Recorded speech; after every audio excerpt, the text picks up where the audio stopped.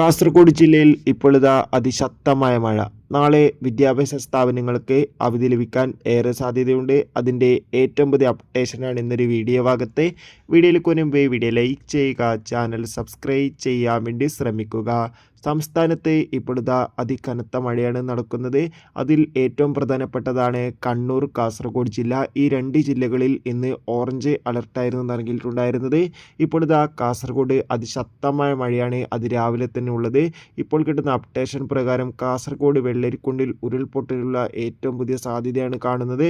അതോടുകൂടി മിക്കവാറും നാളെ ജൂൺ 19 വ്യാഴാഴ്ച കാസർഗോഡ് ജില്ലയിലെ വിവിധ വിദ്യാഭ്യാസ സ്ഥാപനങ്ങൾക്ക് അവധി ലഭിക്കാൻ ഏറെ സാധ്യതയുണ്ട്. അതിന് കാരണം മറ്റൊന്നല്ല, ഇപ്പോഴും കാസർഗോഡ് ജില്ലയിൽ വിട്ടുമാറാത്ത മഴയാണ് പെയ്തുകൊണ്ടിരിക്കുന്നത്. ഈ ഒരു സാഹചര്യത്തിൽ നാളെ വിദ്യാഭ്യാസ സ്ഥാപനങ്ങൾക്ക് അവധി ലഭിക്കാൻ ഏറെ സാധ്യതയുണ്ട്. എന്തായാലും കണ്ടു തന്നെ അറിയാം. ഏറ്റവും പുതിയ വാർത്തകൾ അറിയാൻ വേണ്ടി ചാനൽ ഇപ്പോൾ തന്നെ സബ്സ്ക്രൈബ് ചെയ്യൂ. അടുത്തൊരു വീഡിയോയിൽ കാണും വരെ ഏവർക്കും ബൈ ബൈ.